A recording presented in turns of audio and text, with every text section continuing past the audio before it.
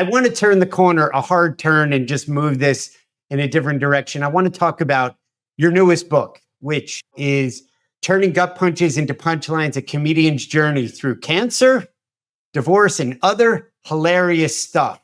Now, a point of clarification from a professional. That's you, the professional. Hilarious or hilarious? Hilarious, not, hilarious. Okay. Is that what you came up with? I hear a lot of I hear weird pronunciations of that word. So hilarious. Hilarious. No. Hilarious. Oh, that would make me cringe if I heard hilarious. Talk to us about this book. I know it was a crowning achievement and something you're proud of. There it is. Yeah. Turning gut punches into punchlines. Yeah. You're on. Thank you. Well, the title kind of tells you what I dealt with maybe the past 2 years. My marriage ended after 29 years and I received a colon cancer diagnosis, which just start with saying I got the best possible outcome. So move on from there with the cancer. Okay, let's clarify that. Anyways, thank you. I realized, Seth, when this was all happening and all of this was coming at me, and by the way, while I was dealing with this, I was still on the road, like you said, doing corporate events, making people laugh, having to shut all that out. And I would go out there, just like I've been doing for the past 20 years or so, and be saying to people, hey, you can laugh at anything. And I actually began to realize that I had to live that myself now. It didn't mean that it wasn't true. It's like, okay, Schwem, you said this, but now can you find humor in what's going on in your life? And I just started to write.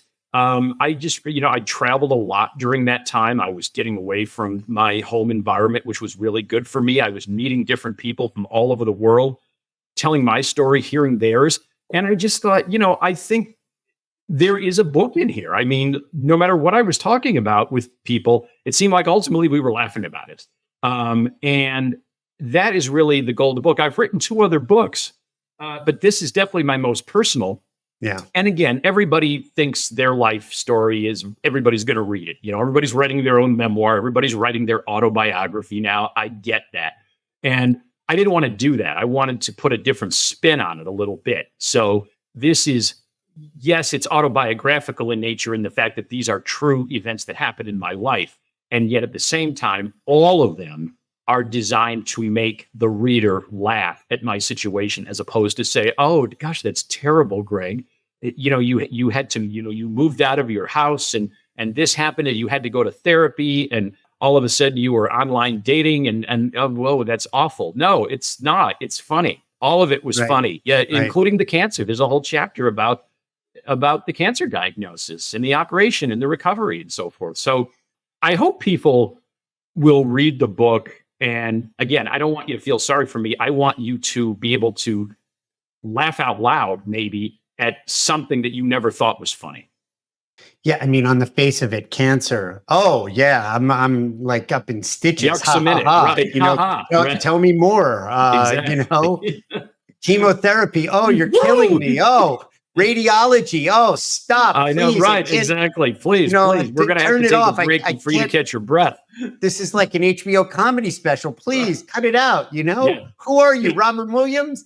And then, and then divorce. Oh, now you're killing me. Don't even go there. Oh, it's like, but that's where the mastery comes in. And it's all about context and all about, how you view things. Right. Yeah. And it's funny, Seth, since I've written the book and some of the keynotes that I've done, it is amazing how many people have come up to me after shows and just said, I didn't think any comedian could go there or any speaker would go there. And, a lot of cancer survivors will come up to me after the shows and just want to talk and said, I was really laughing hard because I went through that same thing that you talked about. So you have no idea how gratifying that is as a speaker. Yeah. To me, that is almost, if not more gratifying than the fact that I made you laugh for 45 minutes. Yeah. God, I just got chills. A very dear friend of mine is going through a similar situation, not the exact cancer as yours. And, it looks like they're turning the corner and there's, light at the end of the tunnel, if you will, but has lost a lot of weight. And he and I were talking around our children. They were within earshot, and we weren't being that, it wasn't necessary to be that discreet, but he had said something about his weight. And one of the children, who's in 7th grade, this is my friend who's in his mid-50s, goes, "That's what I weigh," right?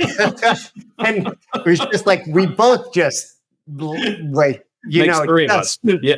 I mean, come on, Oh, yeah, exactly. How can you possibly feel sorry for yourself when that comes out of a kid's mouth? I agree. Yeah. So. And it kind of created some context. You're there to hear that ridiculously funny comment, hilarious comment.